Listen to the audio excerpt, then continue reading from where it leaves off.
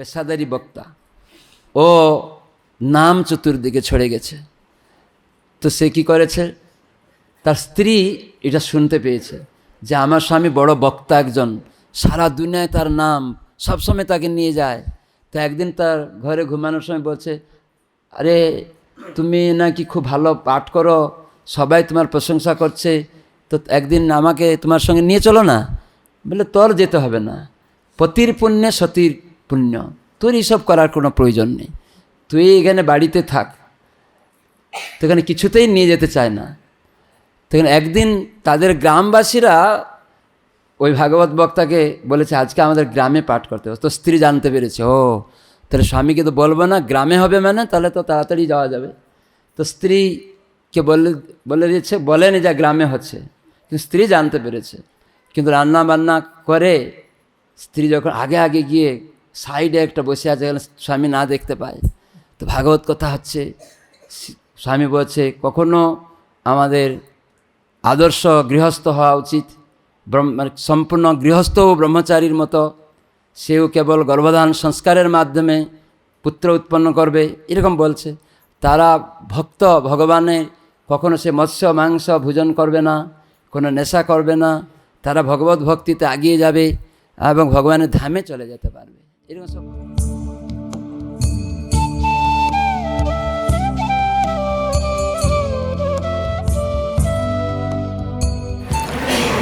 তো আমরা ভাগবত থেকে একটি শ্লোক শুনব প্রথমে। আমরা সবাই জানি যে শ্রীমদ্ ভাগবত দুই প্রকার আছে। কি কি কে জানে? ব্যক্তি ভাগবত এবং গ্রন্থ ভাগবত। সেজন্য শাস্ত্রে বর্ণনা করা হচ্ছে যে ভাগবত পড় গিয়া বৈষ্ণবের স্থানে, ভাগবতের স্থানে। তো গ্রন্থ ভাগবত ভগবান নিজেকে গ্রন্থ ভাগবত রূপে এবং জীবন্ত ভাগবত গুরুরূপে ভগবান প্রকট করেছেন। ব্যক্তি ভাগবত তিনি হচ্ছেন জীবন্ত ভাগবত, গুরুদেব বৈষ্ণব।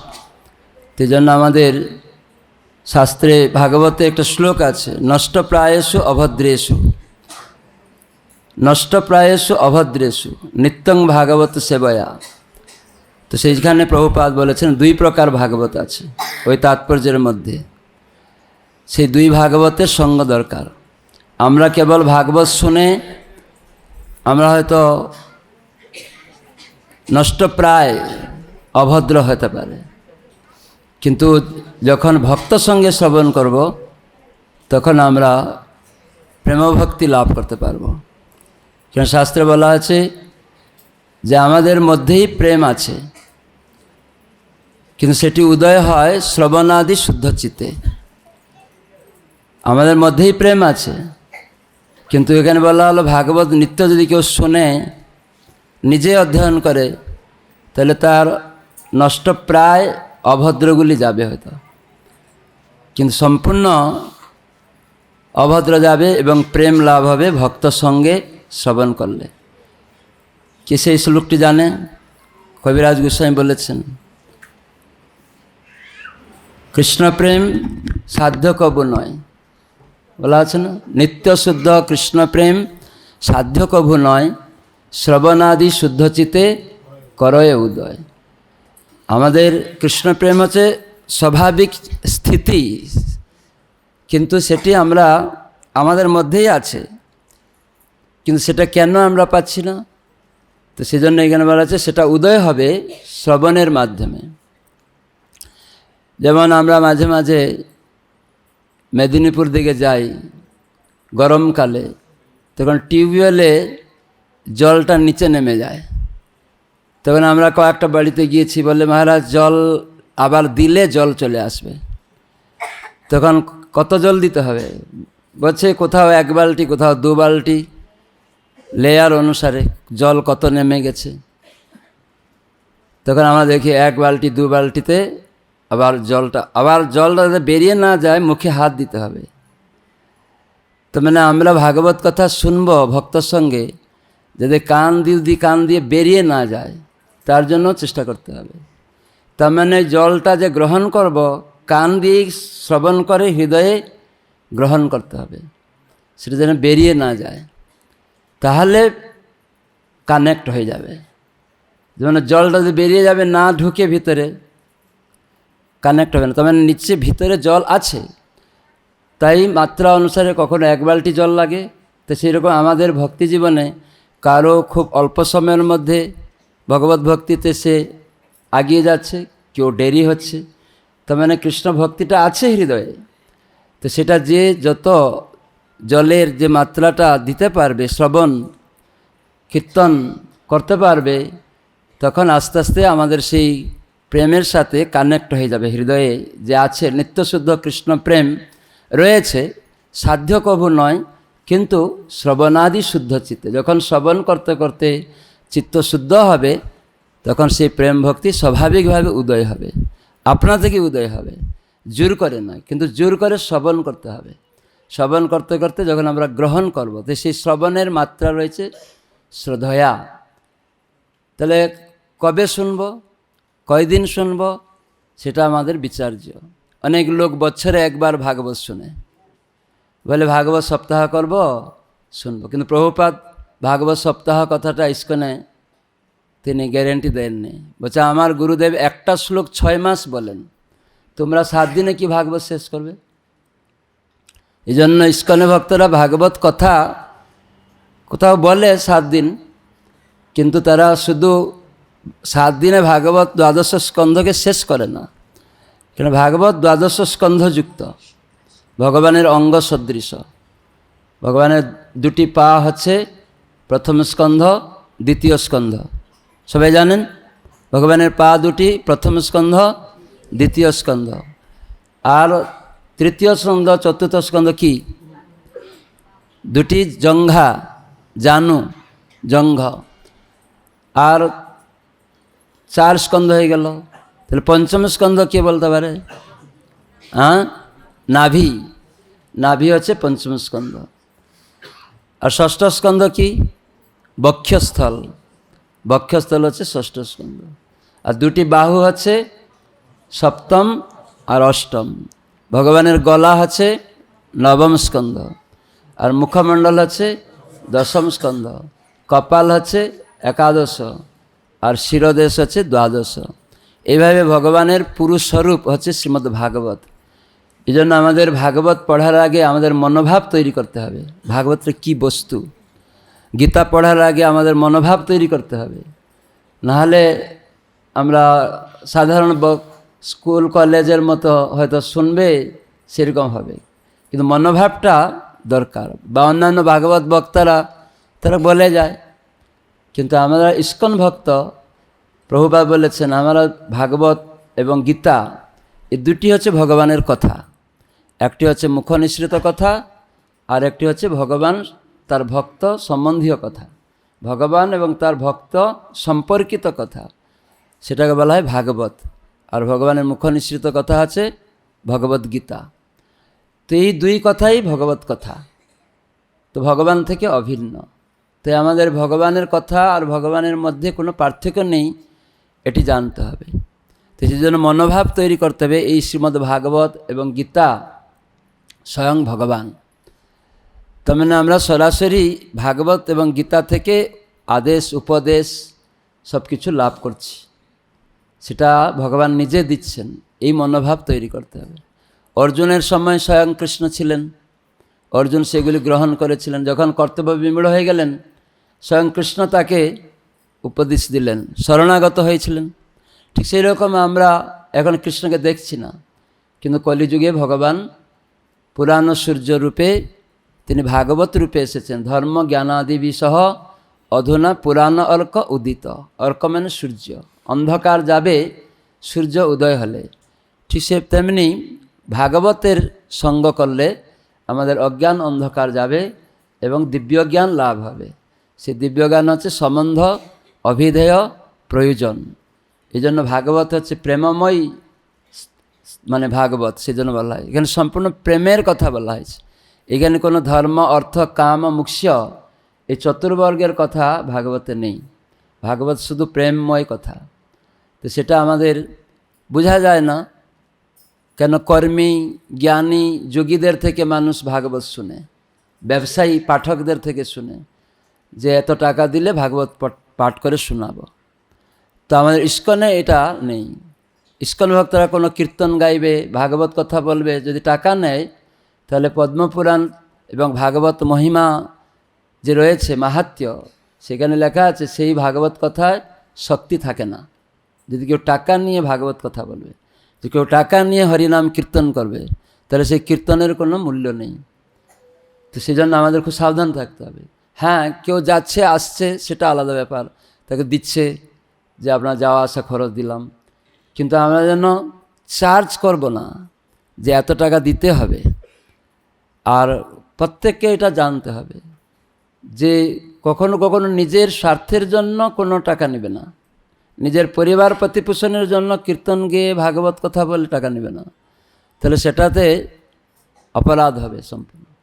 ভাগবত কথা বলে মহাপ্রভু নিষিদ্ধ করেছেন। মহাপ্রভু এটাকে পুরা বলেছেন, হয়তো গোড়ারামি করে লোককে দেখাচ্ছ, কিন্তু তুমি সত্যিকারে যে ভাগবতের যে মূল্য সেটা তুমি টাকা দিয়ে বিচার করছো, হ্যাঁ কি না? কীর্তনের মূল্য টাকা দিয়ে বিচার করছো। আমি একবার 87-এ নবদ্বীপে যাচ্ছিলাম, আমাদের নামহট্ট মেলা হবে, তখন এত বিল্ডিং ছিল না, প্যান্ডেল করতে হবে। তো নবদ্বীপের ঘাটটা পেরিয়ে তখন লেখা আছে ভাগবত বক্তা ভাড়া পাওয়া যায়, এরকম লেখা আছে, ভাগবত বক্তা ভাড়া পাওয়া যায়। যেমন প্যান্ডেল ভাড়া পাওয়া যায় সেরকম ভাগবত বক্তাও ভাড়া পাওয়া যায়। নবদ্বীপে এরকম অনেক ভাগবত কথা শিখিয়ে তারপরে অ্যাডভার্টাইজ দেয় যে ভাগবত কথা বলার জন্য, বুঝতে পারছেন? তো সেজন্য এইরকম ধরনের ভাগবতে শক্তি থাকবে না। এই জন্য আমাদের ভালো করে জানতে হবে যে ভাগবত কথা আমরা যখন আলোচনা করব সেটা যেন নিষ্কপট হবে, স্বার্থ থাকবে না সেখানে। সেখানে আমরা শুধু সেবার উদ্দেশ্যে করব। সেবা মানে কি? কে জানে সেবা মানে? আমরা সবাই বলে আমরা সেবা করতে চাই, এখনও তো আমরা অলস হয়ে গেছি, সেবা করতে চাই না। সবাই দেখায় যে আমি সেবা করব, কিন্তু আমরা এখন অলস। কেমন অলস? না, সেবা করতে বললে আমরা সেখানে সেবাতে যুক্ত হতে চাই না, পিছিয়ে যাই। কিন্তু আমরা বললে আমাকে সেবা দেওয়া হয় না, আমি সেবা করতে চাই। কিন্তু সেবা মানে কি? ভক্তি সিদ্ধান্ত সরস্বতী ঠাকুর প্রভুপাদ বলেছেন, সেবা মানে সেব্যের তুষ্টি বিধান। তা আমাদের সেব্যকে পরমেশ্বর ভগবান এবং আমার বৈষ্ণবেরা, ভক্তরা আমার কাছে সেব্য, আমি সেবক। সবসময় আমরা এই জন্য অন্য ভক্তকে কি সম্বোধন করি? প্রভু বলি। লোকেরা নিন্দা করে, প্রভু কেন বলবেন? নিন্দা করে না? কেন বলবেন? এই যে একটু আগে বললাম, যদি আমি সেবক হই তাহলে তিনাকে আমি প্রভু বলে সম্বোধন করছি, কিন্তু যাকে আমি প্রভু বলে সম্বোধন করছি তিনি যেন ভাবেন না আমি প্রভু হয়ে গেছি, সেটা যেন আমরা না ভাবি। যদি আমরা প্রভু হয়ে গেলাম তাহলে সর্বনাশ হয়ে যাবে। তো কিন্তু আমাদের মধ্যে এই ভাবনাটা এসে যায়, প্রভু বললে আমরা সব থেকে নিজেকে খুব বড় মনে করি। প্রভু সম্বোধন করবে যে প্রত্যেক ভক্ত একজনকে প্রভু বলে বলবে, এটা আমাদের উচিত।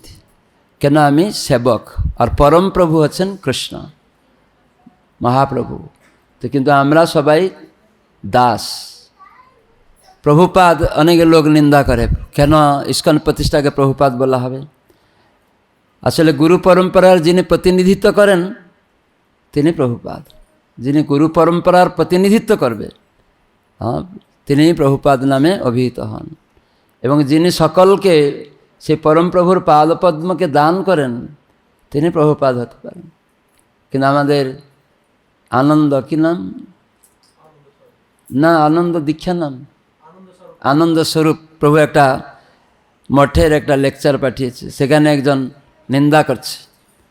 এটা সিম্পল, এখন আগে আরও বেশি ছিল, এই কথাটা আগে বেশি হতো, তো আমরা ভালো উত্তর দিতাম, তখন চুপ হয়ে যেত। এখন যারা নতুন নতুন কেউ আসছে তো এই জন্য ওরা জানে না বলে এরকম বলে। কিন্তু কেউ কেউ প্রভুপাদ নিজে বলেছেন যে আমি নিজেকে প্রভুপাদ বলে, আমার লেটার হেডও দেখিয়েছেন, উনি বলেননি। কিন্তু এখন কিছু কিছু মঠ মন্দিরে নূতন যারা আসছে তারা এরকম কিছু একটা অভিযোগ করে, কিন্তু যারা পুরানো তারা কেউ সবাই জানে যে ইস্কনের প্রতিষ্ঠাতা প্রভুপাদ হওয়ার যোগ্য, প্রতিনিধিত্ব করার যোগ্য। তারাই নিজেরা গুরু হচ্ছে, তখন বিষ্ণুপাদ লিখছে কেন, এটা প্রশ্ন করতে হবে। তখন চুপ হয়ে যাবে। তাহলে আপনি এখন গুরু ওই মঠের, তাহলে আপনি ওং বিষ্ণুপাদ লিখছেন কেন? ভক্তি সিদ্ধান্ত সরস্বতী ঠাকুরের কাছে ওং বিষ্ণুপাদ লেখা হয়েছে, আপনি কেন ওং বিষ্ণুপাদ লিখছেন? তাহলে আপনি কি তার মর্যাদা নিয়ে নিচ্ছেন না? হ্যাঁ কি না? এরকম আমরা অনেক কথা বলতে পারি, কিন্তু এখন তাদের বলে লাভ নেই। তারা অনেক সময় অবুঝ আছে, অপরাধ করে। প্রভুপাদ সম্বন্ধে অনেকের জ্ঞান অভাব আছে। অনেক জায়গায় এটা মাৎসর্যপরায়ণ হতো, তারা বলে মাৎসর্যতা দোষ। দেখবেন আমাদের একটা বই ছিল, চট্টি বই, যুগাচার্য প্রভুপাদ লেখা আছে না? এই বইটা যখন এই প্রভুপাদ লিখবে, একটা ভক্ত, একটা মঠের একজন ভক্তকে প্রুফ রিডিং করছিল, উনি কিছুতেই এটা লিখবে না যে এই প্রভুপাদ, যুগাচার্য প্রভুপাদ এই শব্দটা আমি এখানে প্রুফ রিডিংয়ে লিখতে পারবো না এই কভারে। তখন আমার কাছে এসেছিলো, তখন আমি বললাম, কয়েকটা যুক্তি দেওয়ার পরে উনি বুঝলো, তারপরেও বলছে না আমি এটা মানতে পারছি না। তখন আমি বললাম, বলুন আপনার এটা মাৎসর্য হেতু আপনি এটা বলছেন। তখন যেই বলেছে তখন চুপ হয়ে গেছে, তারপরে লিখেছে, তারপরে লিখছে যুগাচার্য ছিল প্রভুপাদ। এটা প্রুফ রিডিং করেছিল একজন গৌড়ীয় মঠের কেশবজি মহারাজের শিষ্য, প্রুফ রিডিং করছিল। কিন্তু আমাদের ভক্তিচারণ স্বামী মহারাজের এক শিষ্য, উনি এটাকে জিস্ট করে যুগাচার্য প্রভুপাদ মানে ওই বইটাকে সংকলন করেছিলেন। তো আমাকে কাছে আসতো মাঝে মাঝে দেখার জন্য যে এটা কী লেখলে ভালো, আমরা এটাই লিখতে হবে। প্রভুপাদ বর্তমান যুগেরই আচার্য, সেজন্য তাকে যুগাচার্য বলা হবে। তো অনেকে অনেক সময় জানে না, তারা প্রভুপাদ যে মহাপ্রভুর শিক্ষাকে সারা বিশ্বে প্রচার করেছেন, তো সেজন্য আমাদেরকে জানতে হবে যে প্রভুপাদ ডাইরেক্ট শক্তি আছে। কি করে আমরা বুঝব?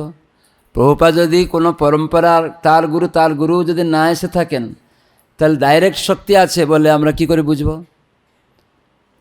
না শাস্ত্রে বলা আছে যে কলিযুগ ধর্ম নাম সংকীর্তন, কৃষ্ণ শক্তি বিনা নহে তার প্রবর্তন। তো সারা বিশ্বে যে মহাপ্রভু প্রচার করলেন, বললেন যে সারা বিশ্বে আমার নাম প্রচার হবে, তাহলে প্রভুপাদের মধ্যে যদি কৃষ্ণ শক্তি না থাকতো তাহলে সারা বিশ্বে প্রবর্তন হতো? তাহলে প্রভুপাদের সাথে ডাইরেক্ট কৃষ্ণ শক্তি আছে। যদি কেউ বলে পরম্পরা নেই, বহু লোক এরকম বলে, কিন্তু ডাইরেক্ট কৃষ্ণ শক্তি, এই জন্য অনেক লোক তারা ভুল বলে। তো সেজন্য প্রভুপাদ ডাইরেক্ট কৃষ্ণ শক্তি আছে বলে সারা বিশ্বে তিনি এই কৃষ্ণ ভক্তিকে প্রচার করতে পারেন। কেন? মহাপ্রভু স্বয়ং ভগবান। তাই মহাপ্রভু বলেছেন পৃথিবীর সর্বত্র আমার কথা আমার সেনাপতি ভক্ত প্রচার করবে। তাই কে করেছে? ভক্তি প্রভুপাদ, অভয়চরণারবিন্দ ভক্তি বেদান্ত স্বামী প্রভুপাদ করেছেন। তাহলে তার মধ্যে গুরু শক্তি আছে, তাহলে তার মধ্যে কৃষ্ণ শক্তি আছে, তাহলে তিনি প্রভুপাদ হওয়ারও যোগ্য ব্যক্তি। তার গুরুর প্রতিনিধিত্ব করছেন মানে পরম্পরা সূত্রে, তাই তিনিও প্রভুপাদ হওয়ার যোগ্য। এটাকে আমাদের বুঝতে হবে। তো যেন কেউ মাৎসর্যপরায়ণ হলে সে তার কথাতে আমরা নাচব না, সেটা নিয়ে মন খারাপ করব না, তাদের থেকে দূরে থাকতে হবে। তো সেজন্য আমাদের বারবার শ্রবণ কীর্তনে আমাদেরকে মনোনিবেশ করতে হবে। ভাগবতে বলা আছে যে সংসার সিন্ধুম অতি দুস্তরম, এই সংসার যে সিন্ধু অতি দুস্তর, অতিক্রম করা খুবই কঠিন। সমুদ্রকে অতিক্রম করা কঠিন না? অনেক কঠিন সমুদ্রকে অতিক্রম করা। যদি কেউ যদি কেউ উত্তীর্ণ হতে চায়, এটা অত্যন্ত দুস্তর। সংসার সিন্ধুম অতি দুস্তরম উতিতীর্য ন অন্য প্লব ভগবত পুরুষ উত্তমস্য লীলাকথা রস নিষেবনেন অন্তরেণ পুংস ভবেত বিবিধ দুঃখ দব আর্দিতস্য। যে জগতে বিবিধ দুঃখ রয়েছে আমাদের কাছে, অগণিত দুঃখ, এই জন্য বলা আছে অগণিত, কোনো দুঃখের শেষ নেই, অগণিত দুঃখ রয়েছে। আর আমরা অগণিত দুঃখের আগুনে জর্জরিত হচ্ছে, এই জন্য এখানে সংসার দাবানল বলা হয়েছে, মানে সব সময় জ্বলছে। প্রভুপাদ বলছেন এটা কেউ লাগিয়ে দেয় না, আপনা থেকেই লেগে যায়। প্রভুপাদ তাৎপর্য বলছেন। কিন্তু যিনি এই জড় অস্তিত্বের দূরতিক্রম্য সাগরকে অতিক্রম করতে আগ্রহী হতে হবে। আপনারা আগ্রহী আছেন? কয়জন আগ্রহী আছেন? হরি বল। তাহলে কি করতে হবে? এই সংসার দাবানল সবসময় জ্বলছে এবং এই সংসার সমুদ্র এখানে বলছেন, যদি আমরা পার হতে চাই, সাগরকে অতিক্রম করতে চাই, তাহলে তাকে আগ্রহী হতে হবে। তো সেই আগ্রহী ব্যক্তির কাজে কী করতে হবে না, তার পক্ষে কি করণীয় না, পরমেশ্বর ভগবানের লীলা কথা, এই জন্য বলা আছে লীলা কথা রস নিঃসবেন অন্তরেন। তার মানে আমাদের লীলা কথা, ভগবানের কথা, দিব্য রসের সেই ভক্তি কথা আমাদের কি করতে হবে না, শ্রবণ করা ছাড়া বা সেই ভক্তি অনুশীলন ছাড়া আর অন্য কোনো উপযুক্ত নৌকা নেই এই সংসার সমুদ্রকে অতিক্রম করার। তো সেজন্য সেই উপযুক্ত নৌকা হচ্ছে যে ভগবানের কথা শ্রবণ, যে ভক্তি অনুশীলন, সে দিব্যরসের ভক্তি অনুশীলন করতে হবে। তো সেজন্য আমাদের ভক্তি মানে সেবা। তো সেই সেবা অনুশীলন করার মাধ্যমে আমরা কেবল অতিক্রম করতে পারব, না হলে কখনো অতিক্রম করতে পারবো না। তো সেজন্য ভক্তি সিদ্ধান্ত সরস্বতী ঠাকুরের একটা ভাগবতের শ্লোক আছে, ওটা এই মুহূর্তে আমার মনে পড়ছে না। এখানে এটা দ্বিতীয় স্কন্ধেই আছে, খুব সুন্দর কথা আছে, ওটা সবাই পড়বেন। দ্বিতীয় স্কন্ধে ভক্তি সিদ্ধান্ত সরস্বতী ঠাকুর এই শ্লোকটা বেশি বলতেন। দ্বিতীয় স্কন্ধের 7ম অধ্যায়ের 42 নম্বর শ্লোক, এটা উনি বলতেন। আমাদের সুবক স্বামী গুরু মহারাজ এই শ্লোকটা প্রায় বলতেন, যেটা ভক্তি সিদ্ধান্ত সরস্বতী ঠাকুরের শিক্ষা এখানে রয়েছে। সেটা কি না, যেসাংশ এস ভগবান দয়েদ অনন্ত সর্বাত্মনা শ্রিতপদ যদি নির্বলিক তে দুস্তরামতি তরন্তি চ দেব মায়াম নৈশাম মমাহম ইতিধি স্বশৃগাল ভক্সে। এখানে বলা হয়েছে যারা নির্বলিক হতে হবে, মানে নিষ্কপট হতে হবে। ভগবত ভক্তিতে কপট থাকলে সে কখনো উন্নতি করতে পারবে না। কপটতা মানে কি? কপটতা মানে হচ্ছে যে ভগবত ভক্তির উন্নয়ন ব্যতিরেকে অন্য কোনো আকাঙ্ক্ষা নিয়ে থাকা, সেটাকে বলে কপটতা। আর নিষ্কপট মানে তাহলে কেবল আমি ভক্তির উন্নয়ন করব, তার জন্য যত রকম বাধা আসুক না কেন আমি সেখানে সবসময় জুড়ে থাকব। বাধা আসবে, এই জড়জগৎটা তো দুঃখের আলয়, বাধার জায়গা। ভক্তি সিদ্ধান্ত সরস্বতী প্রভুপাদ বলেছেন শত শত বাধা আসবে, একটা বাধা নয়। পঞ্চপাণ্ডবদের কত বাধা এসছে, আমাদের তত বাধা আছে, তাহলে আমরা কেন ছেড়ে দিব? ধরে রাখতে হবে। শত শত বাধা, গঞ্জনা। গঞ্জনা মানে কি? বাংলা গঞ্জনা কি বলে? গঞ্জনা কি মানে? অপবাদ। আপনার নামে কেউ অপবাদ দিল, খারাপ, আপনি কিছু করেননি হয়তো বলে দিল, বা করেছেন বলল। তো সেজন্য করেননি বলল আর করেছেন বলল, এই দুটি জিনিসকেই গ্রহণ করতে হবে। কীরকমভাবে? করেননি আমাকে গ্রহণ করতে হবে কেন? আমি করিনি কিছু খারাপ, আমার নামে বলল, তা সেটাকে আমি গ্রহণ করতে হবে কেন? না, এটা আসতে পারে আমার নামে, তাই ভগবান আগে থেকে আমাকে সতর্ক করে দিলেন, প্রভু আপনি আমার হিতাকাঙ্ক্ষী বন্ধু, আমাকে এটা যে বললেন আমি সতর্ক হব অবশ্যই। আর করেছি সেটার জন্য সতর্ক হব, আর করব না। আর করেছি না স্বীকার করা, তার মানে আবার করে যাবে, আবার অধপতিত হয়ে যাবে। এই জন্য খুব সাবধান। সেজন্য শত গঞ্জনা, ভক্তি সিদ্ধান্ত সরস্বতী ঠাকুর এই কথাগুলি বলছেন, শত শত গঞ্জনা। তার জন্য ভক্ত প্রস্তুত থাকবে, গঞ্জনা আসবে, করো না করো। হয়তো পূর্ব জীবনের সেটা আসছে, আমি হয়তো এই জীবনে করিনি, পূর্ব জীবনে করেছিলাম, সেই কর্মটা এখন আসছে, আমি তার গঞ্জনা দিয়েছিলাম, তাই জন্য ও এখন আমার গঞ্জনা দিচ্ছে। তাই আমরা দীক্ষা নেওয়ার উদ্দেশ্য এটাকে উপলব্ধি করার জন্য। দীক্ষা যারা নেয়নি তারা উপলব্ধি করতে পারবে না, কিন্তু যখনই দীক্ষা নেবে তখন গঞ্জনা দিলে, অপবাদ দিলে, তখন বিমোহিত হয়ে অন্যকে গিয়ে ছড়াবেন, আমি এগুলো করিনি, আমার সম্বন্ধে বললো, আমি আর ওদের সঙ্গে যাব না, তাহলে আমি ভক্তের সঙ্গে থেকে বঞ্চিত হয়ে গেলাম। আমি আর ওই মন্দিরে যাব না, আমাকে এরকম বলে দিয়েছিল, তাহলে আমি সেবা থেকে বঞ্চিত হয়ে গেলাম। কোনো একটা কিছুতে হয়ে গেলে আমাদের দীক্ষা নিয়ে ভক্ত এরকম করবে না। যে দীক্ষা নেয়নি সে বুঝতে পারে না, কে দীক্ষা নেবে মানে তার এটা গোলক বৃন্দাবনে যাওয়ার জন্য এটা দীক্ষা নেওয়ার কর্তব্য। গুরুদেব দীক্ষা দেন গোলক বৃন্দাবনে পাঠানোর জন্য, কিন্তু আমাকে প্রস্তুত হতে হবে। এখানে প্রভুপাদ উদাহরণ দিয়েছেন যে প্লেনে যে পাইলট যখন প্লেন উপরে উঠাবে তার আগে তার চাকাগুলি ঠিক আছে কিনা দেখতে হবে, তার তেল ঠিক আছে কিনা, ইঞ্জিনগুলো ঠিক আছে কিনা, তার পাখাগুলি ঠিক আছে কিনা। প্রভুপাদ বলছেন যখন প্লেন উড়বে তার আগে এই নিচেই গ্রাউন্ডেই তাকে সব প্রস্তুত করতে হবে। আপনি উড়ে গিয়ে উপরে তেল শেষ, তাহলে আপনাকে কেউ সাহায্য করবে না। কেউ সাহায্য করবে? কেউ সাহায্য করবে না। তো আমাদের দীক্ষা মানে এটা, আমরা গুরুদেব পরম্পরার সাথে যুক্ত করে দিলেন। এখন আমাকে শ্রবণ কীর্তন এইখানে প্রস্তুতি, এই গ্রাউন্ডের মধ্যে প্রস্তুতি হতে হবে। এইখানে যদি আমি প্রস্তুত না নিয়ে উপরে উঠে গেলাম, তো এখানে মাঝখানে কেউ আপনাকে সাহায্য করবে না। এখানে অনেকে সাহায্যের জন্য আছে। তো এই জন্য প্রভুপাদ এরকম সুন্দর সুন্দর উদাহরণ দিয়েছেন। তো সেই জন্য প্লেন চাকা উপরে গিয়ে পাখাটা খারাপ হয়ে গেল, উপরে গিয়ে তেল শেষ হয়ে গেল, সাইড থেকে কেউ এসে পাখা সারাতে পারবে? কেউ এসে তেল ঢুকাতে পারবে? পারবে না। সেই জন্য গ্রাউন্ড থেকেই সব। এই জন্য আমরা দীক্ষা নিয়ে এখানে গ্রাউন্ড থেকেই আমাদের সাধুর সঙ্গে থাকতে হবে। বাধা আসলেও, গঞ্জনা আসলেও আমাকে সাধুদের সঙ্গেই থাকতে হবে। আমাকে মেরে বের করেও দেয়, তাও থাকতে হবে। কেমন থাকতে হবে? আমাদের প্রভুপাদের গুরুভ্রাতা একজন বাবাজি মহারাজ ছিলেন।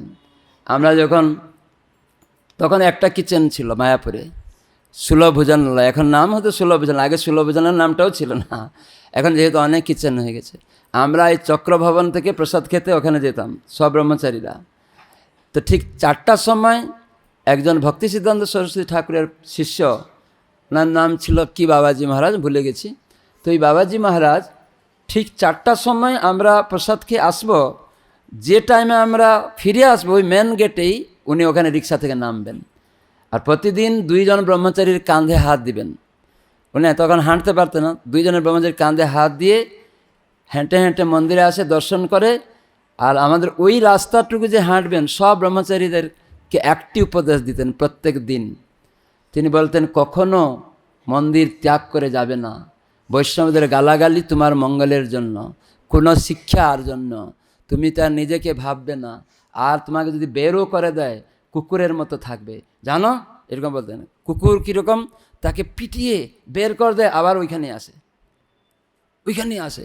তো এইরকম যদি থাকতে পারো, তাহলে তুমি যে ভক্ত হতে এসেছ, গোলক বৃন্দাবনে যে যাবে, এই যে পরম্পরাতে যে যুক্ত হয়েছ, তাহলে তুমি পারবে। এখানে প্রস্তুতিটা এইরকমই। তার মানে এখানে যদি তোমার অভিমান থেকে গেল, এক বিন্দু যদি অহংকার থেকে গেল, তোমাকে কিছু বলে দিল, তাহলে দেহাত্ম বুদ্ধি হয়ে গেল। তাহলে দেহাত্ম বুদ্ধি থাকলে তো তুমি গোলক বৃন্দাবনে যেতে পারবে না। তাহলে এই জন্য এখানে অভ্যাস। কেউ বকা দিল, গালি দিল, সহ্য করছি কিনা সেটার জন্য প্রস্তুত থাকতে হবে। একবার যুধিষ্ঠির মহারাজ, ভীম, পঞ্চপাণ্ডব এবং দুর্যোধন 100 ভাই, তারা সব অস্ত্রবিদ্যা শিখছিল, তীর ধনুক চালানো। শিখতে শিখতে একদিন দ্রোণাচার্য বলেন, ভীম, যুধিষ্ঠির মহারাজ, দুর্যোধন, তোমাদের সবাইয়ের আজকে পরীক্ষা হবে। কি পরীক্ষা? না, এই তীর ধনুক যে শেখানো হলো, আজকে একটা শেষ পরীক্ষা হবে তীর ধনুকের। তখন দ্রোণাচার্য ইতিপূর্বে একটা গাছে একটা পাখি রেখে দিয়েছেন, সব কিছু করেছেন। তবে সেখানে বললেন, কি দেখছো সবাই? বলে, পাখি দেখছি। গুরুদেব, আপনাকে দেখছি, পাখি দেখছি, সব কিছু। বললেন, এই পাখিটা দেখো, ওর চোখে তীর মারতে হবে সবাইকে। তো এটা যেন নজর থাকে, এটা যেন লক্ষ্যস্থল হয়। তীরটা কোথায় মারতে হবে? কোথায়? চোখে মারতে হবে।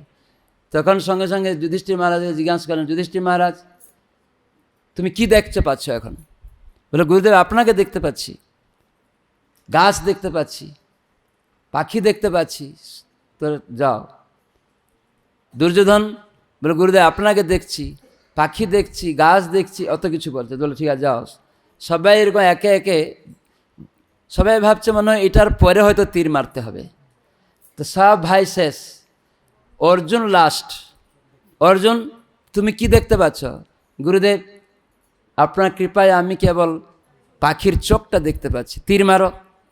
তো তীর সেখানে লেগে গেল। তো মানে লক্ষ্যবস্তু, আমরা দীক্ষা নিলাম, দীক্ষার মাধ্যমে গোলক বৃন্দাবনে যাব, এটার লক্ষ্য হতে হবে। এই জন্য এখানে আমার যদি অন্য কিছু লক্ষ্য থাকে তাহলে আমি তো পৌঁছাতে পারবো না। পৌঁছাতে পারবো? এক বিন্দু যদি কিছু থেকে লক্ষ্য চলে গেল পৌঁছাতে পারবো না। এই জন্য এখানে ভগবান পরীক্ষা করবেন, গালাগালি দিয়ে মারামারি করে কত কিছু আসবে।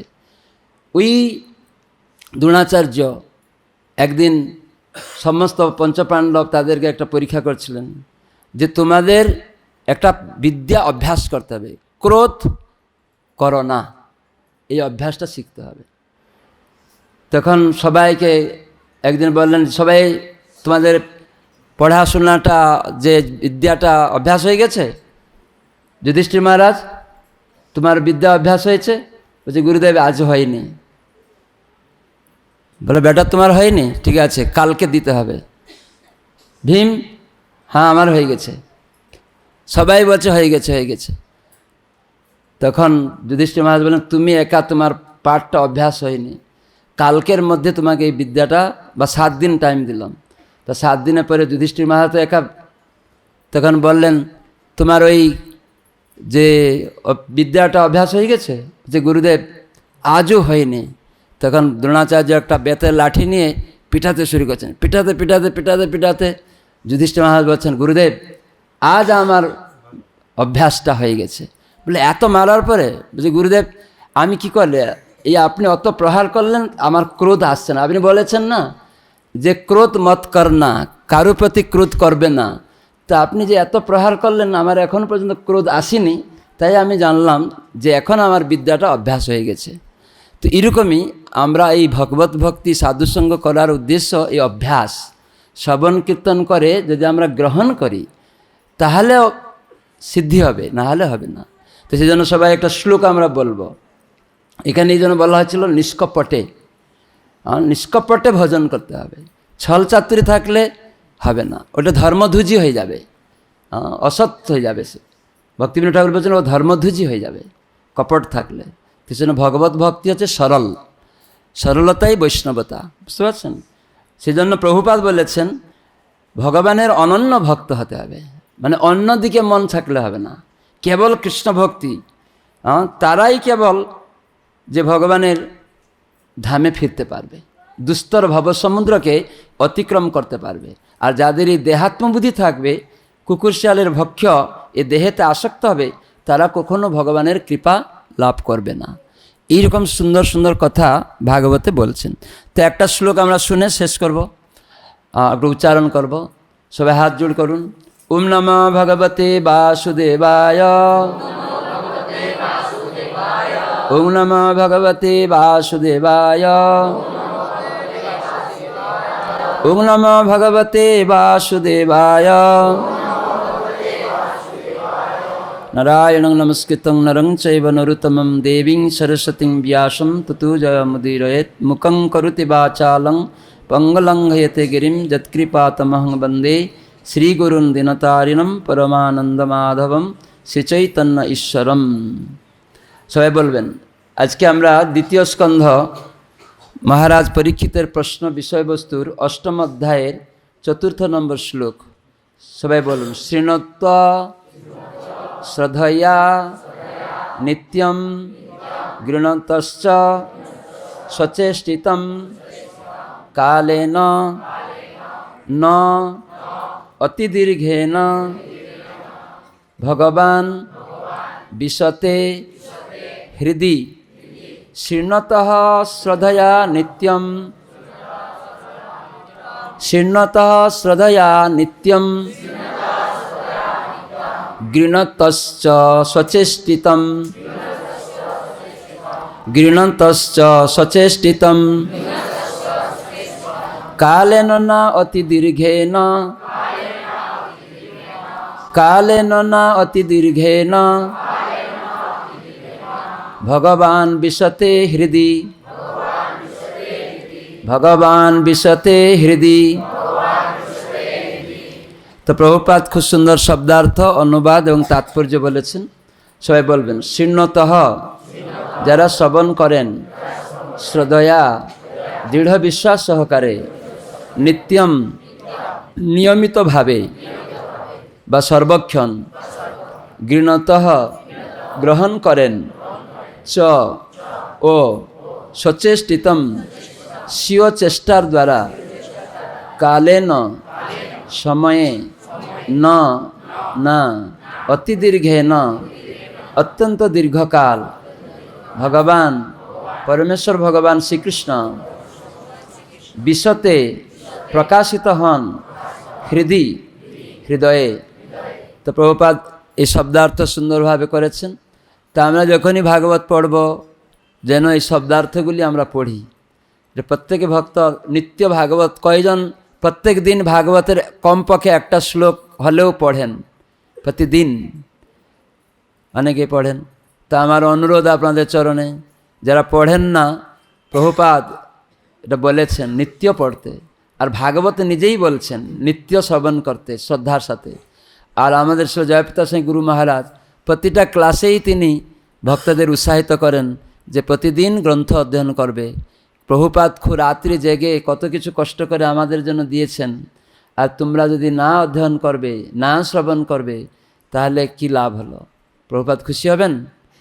প্রভুপাদ নিজে তার কথা তার শিষ্যদেরকে দিয়েই শুনতেন বসে। কেন শুনতেন?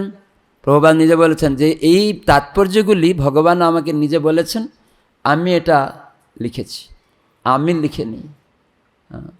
ভগবান বলেছেন তাই আমি লিখেছি, তাই আমি নিজে এই বইগুলো আমি নিজেও পড়ি আর আমার শিষ্যদের থেকেও শুনি। তার মানে ভগবান চৈতন্য মহাপ্রভু নিজে যখন গম্ভীরায় টোটা গোপীনাথে যেতেন প্রতিদিন, তিনি গম্ভীরায় থাকতেন, কিন্তু প্রতিদিন টোটা গোপীনাথে আসতেন কার কাছে? গদাধর পণ্ডিতের কাছে। আর গদাধর পণ্ডিতের মুখেই প্রতিদিন ভাগবত শুনতেন। তাহলে দেখুন মহাপ্রভু স্বয়ং ভগবান। এই জন্য আমরা নামহট্ট সংঘ প্রচার করছি যে বিভিন্ন ভক্তদের কনিষ্ঠ মধ্যম উত্তম, এই জন্য আমরা লিখছি যে আগামী সপ্তাহে কে ভাগবত শ্রবণ করাবে। আমরা যোগ্য নই, কিন্তু প্রভুপাদ যোগ্য ব্যক্তি, তার যে তাৎপর্যটা তো আমরা শ্রবণ করাতে পারি। তাই জন্য যে কোনো ব্যক্তিকে আমরা নামহট্ট মহামিলনে বলি, ভাই তুমি একটু শ্রবণ করাও, তাহলে ও উৎসাহ পাবে, আমি আজকে ভাগবত পড়েছি, ওই পড়ার উৎসাহ পাবে। এই জন্য নামহট্ট সংঘতে এই জিনিসগুলোও আমাদের প্রয়োগ করতে হবে।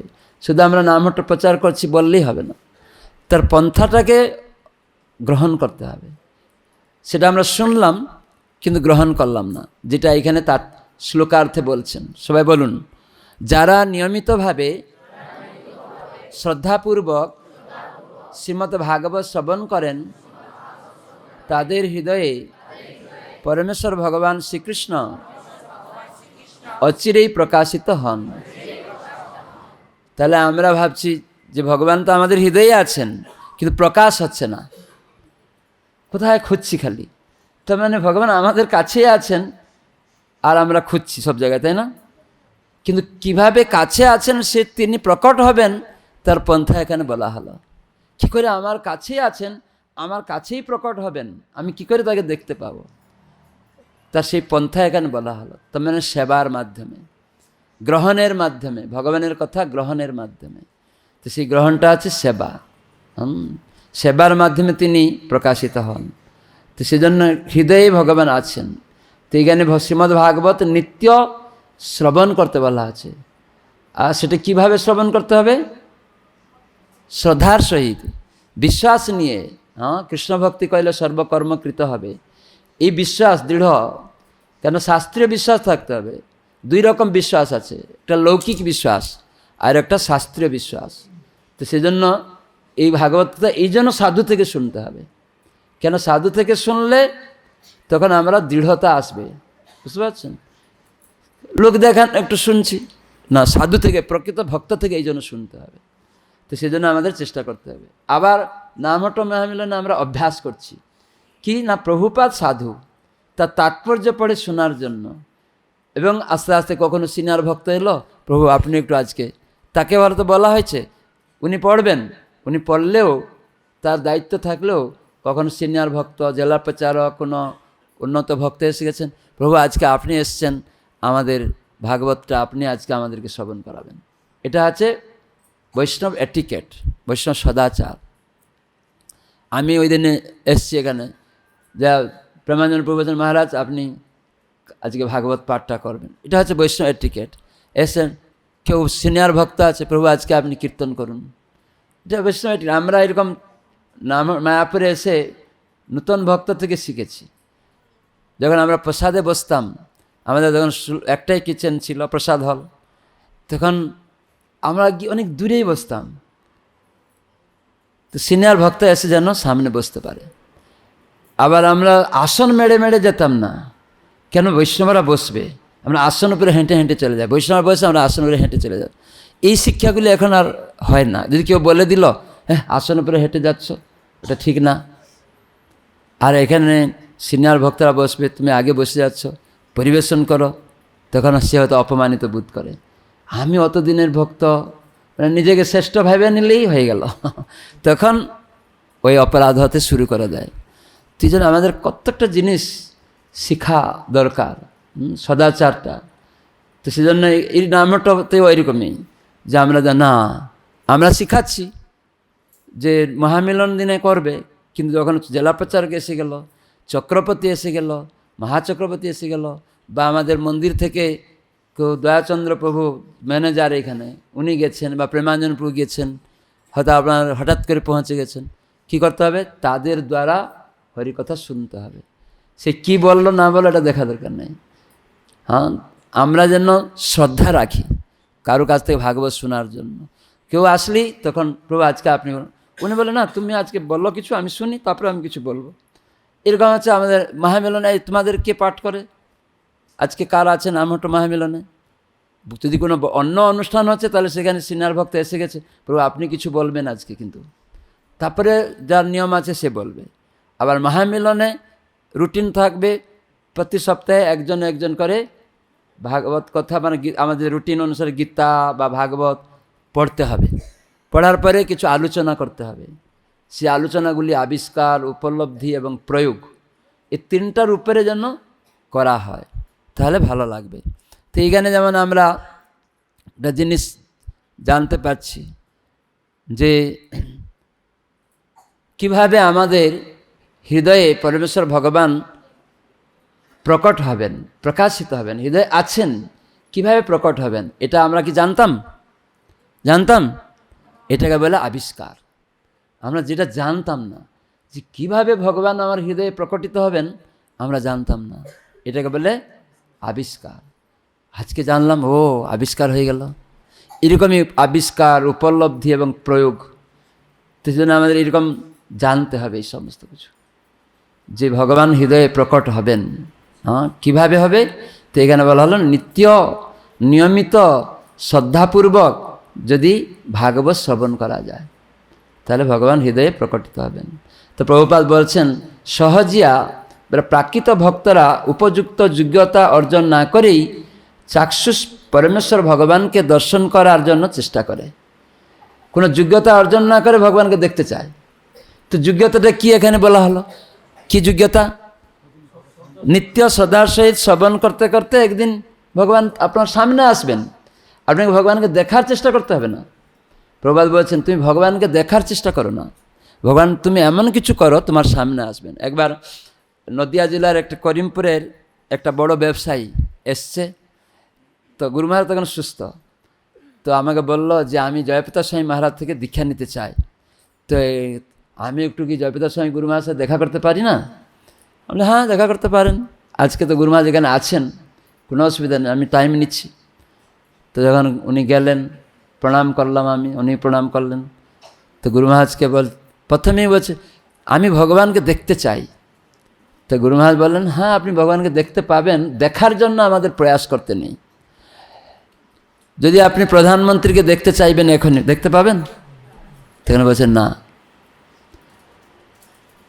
যদি প্রধানমন্ত্রী আপনার কাছে আসে সহজ হবে না? আপনি দেখতে চাইলে প্রধানমন্ত্রীকে সহজ হবে।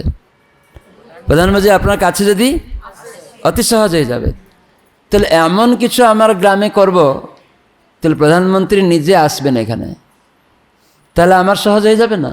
আর আমি যদি চিরকাল ঘুরে বেড়াই প্রধানমন্ত্রী দেখার জন্য, নিজের কোনো যোগ্যতা অর্জন না করে, কোনো কিছু তার আদেশ পালন না করেই হয়ে যাবে? হুমড়ামি চুমড়ামি দেখিয়ে আমি প্রধানমন্ত্রীর সাথে দেখা করে ফেলব? হবে না। তীর ভগবানকে এরকমই নয়। এই জন্য প্রভুপাদ বলছেন সহজিয়াদের মনোভাব নিলে হবে না, আমি দেখতে চাই। আসলে আমাদের দেখার চোখটা রাখতে হবে না। আমাদের সামনেই যদি ভগবান উদয় হন দেখতে পারবে না। আমি একটা উদাহরণ দিতাম, যখন উড়িষ্যাতে একবার আমাদের অন্তর্যামী কৃষ্ণপ্রভু গৌরাঙ্গ প্রেম স্বামী মহারাজ, তখন ব্রহ্মচারী, আজ থেকে প্রায় 45 বছর আগে টিভি বেরিয়েছিল। টিভি 45 বছর আগে বেরিয়েছে, কিন্তু মোটামুটি। কিন্তু আমাদের ইস্কনে একটা ভক্ত আমেরিকা থেকে একটা পকেট টিভি নিয়ে এসেছিল, ছোট্ট পকেট টিভি ছিল, ওটা ব্যাটারিতে চলতো। তো আমাদের একটা ভক্তকে দিয়েছিল। তো না ওই স্কুলে প্রায় 700 ছাত্র, 70 জন শিক্ষক শিক্ষিকা, টেবিল উপরে নিয়ে ওই টিভিটা রেখে দিয়েছে। তারপরে উনি জিজ্ঞাসা করছেন, আপনারা কারা টিভি দেখেছেন? ছাত্ররা বলছে আমরা টিভি নাম শুনিনি। শিক্ষকদের জিজ্ঞাসা করলেন, আপনারা কারা টিভি দেখেছেন? বলে আমরা টিভি নাম শুনেছি, আমাদের শহরে এই নতুন এসেছে, আমরা এখন দেখিনি। তাহলে টিভিটা টেবিলের উপরে ছিল, তাহলে কেন টিভি বলতে পারলো না? তাহলে আমরা ভগবানকে কি করে বুঝবো? ভগবানকে দেখবো যদি চাই, দেখেও বুঝতে পারবো? তো টিভিটা তো ছিল। তখন সেই প্রভু ব্যাটারিটা কানেক্ট করে সঙ্গে সঙ্গে, টিভি মানে একটা বক্সের মতো, তার সামনে একটু কাচের মতো কিছু আছে, পর্দার মতো, ওটা দিলে লাইট জ্বলে উঠবে, ঝিকমিক করবে, ছবি আসবে। তখন ওটা দিতে দিতেই ওই সব হয়ে গেছে, অ্যাক্টিভ হয়ে গেছে। তখন সবাই চিৎকার করে, আমরা টিভি দেখেছি। কোথায়? বলে ওই টেবিল উপরে আছে। তাহলে আগেই তো টিভিটা ছিল, কেন বলতে পারছিল না? তার মানে কি? ভগবদ্গীতায় কৃষ্ণ কি বলেছেন? মূঢ়য় ন অনুপশ্যন্তি পশ্যন্তি জ্ঞানচক্ষুষা। জ্ঞানচক্ষু দিয়ে দেখতে হবে। জ্ঞান চক্ষুটা এই চোখ নয়, শ্রবণের মাধ্যমে। তার মানে জ্ঞান চক্ষু শ্রবণের মাধ্যমে হয়। এই চক্ষু দিয়ে কিছু দেখে আপনি বুঝতে পারবেন না। সেই জন্য ভগবান এইরকম সেরকম, এটা জ্ঞানীরা এরকম করে নেতি তো শেষে আবার বলে আমি তার সাথে মিশে যাব, এক হয়ে যাব।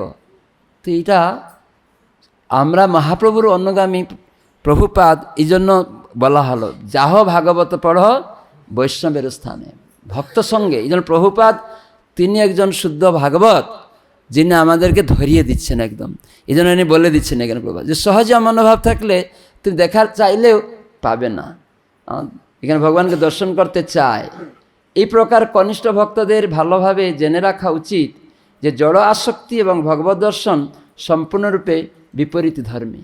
একদিকে জড় জাগতিক আসক্তি আর ভগবত দর্শন দুটি একসাথে হবে না। দুই কভু না রয় এক ঠাই। দুটা নৌকায় পা দিয়ে দিলেন, কি হবে? হয় লোক ভজ নাই গোরা ভজ ভাই।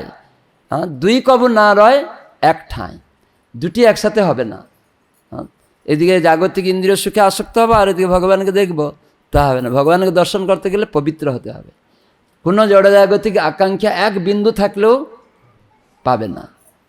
সেজন্য এখানে বলা হলো, এমন নয় যে পেশাদারী ভাগবত পাঠকের কোনো যান্ত্রিক উপায়ে জড়বাদী মিথ্যা ভক্তদের হয়ে সেই কাজটি সম্পাদন করতে পারবে। এই বিষয়ে পেশাদারী মানুষেরা সম্পূর্ণ অক্ষম, কেননা তাদের না আছে আত্মতত্ত্ব জ্ঞান, আর না আছে শ্রোতাদের ভববন্ধন মোচনের অভিপ্রায়। আসলে ভাগবত ভক্তরা তারা নিজেরই মুক্ত নয়, অন্যের কি করে ভববন্ধন মোচন করবে সে নিজেই জানে না, কি করে ভববন্ধন মোচন হবে। আর তারা খালি পাঠ করে বেড়াবে। একটা আমাদের প্রভুপাদের গুরুভ্রাতা সন্ত গোস্বামী মহারাজ, তো উনি বলছিলেন একবার ভক্তি প্রমোদ পুরী গোস্বামী মহারাজ, ওনার ব্যাস পূজা প্রথম আমাদের ইস্কন থেকে বলেছিলেন সমস্ত ব্রহ্মচারী এখানে আসবে এই ব্যাস পূজাতে, গোপীনাথ গৌড়ীয় মঠে। তো আমরা সব ব্রহ্মচারীরা গিয়েছি। তো ওখানে প্রভুপাদের অনেক গুরুভ্রাতারা এসছে সব। তখন একজন ছিলেন ভক্তি কুমুদ সন্ত গোস্বামী। তো উনি বলছিলেন, এই ভক্তি প্রমোদ পুরী মহারাজ আমার যখন 8 বছর বয়স, উনি আমাকে জিজ্ঞাসা করলেন তুই ভক্ত হবি? তখন আমি বললাম হ্যাঁ। তাহলে আমাদের সঙ্গে যাবি? বলে হ্যাঁ। তাই ওনার সঙ্গে আমি সঙ্গে সঙ্গেই চলে এসেছি। আর এখানে স্কুলে এসে মঠে এসে পড়াশোনা করে, তাই আমি এখন সেবা করছি। তো উনি প্রভুপাদের একজন গুরুভ্রাতা ভক্তি কুমুদ সন্ত গোস্বামী মহারাজ। উনি একদিন সেই দিনে বলছিলেন যে একটা ভাগবত বক্তা, পেশাদারী বক্তা, ও নাম চতুর্দিকে ছড়ে গেছে। তো সে কী করেছে, তার স্ত্রী এটা শুনতে পেয়েছে যে আমার স্বামী বড় বক্তা একজন, সারা দুনিয়ায় তার নাম, সবসময় তাকে নিয়ে যায়। তো একদিন তার ঘরে ঘুমানোর সময় বলছে, আরে তুমি নাকি খুব ভালো পাঠ করো, সবাই তোমার প্রশংসা করছে, তো একদিন আমাকে তোমার সঙ্গে নিয়ে চলো না। বলে তোর যেতে হবে না, পতির পুণ্যে সতীর পুণ্য, তোর এইসব করার কোনো প্রয়োজন নেই, তুই এখানে বাড়িতে থাক। তো এখানে কিছুতেই নিয়ে যেতে চায় না। তখন একদিন তাদের গ্রামবাসীরা ওই ভাগবত বক্তাকে বলেছে আজকে আমাদের গ্রামে পাঠ করতে হবে। তো স্ত্রী জানতে পেরেছে, ও তাহলে স্বামীকে তো বলবো না, গ্রামে হবে মানে, তাহলে তো তাড়াতাড়ি যাওয়া যাবে। তো স্ত্রীকে বলে দিয়েছে, বলেনি যা গ্রামে হচ্ছে, কিন্তু স্ত্রী জানতে পেরেছে।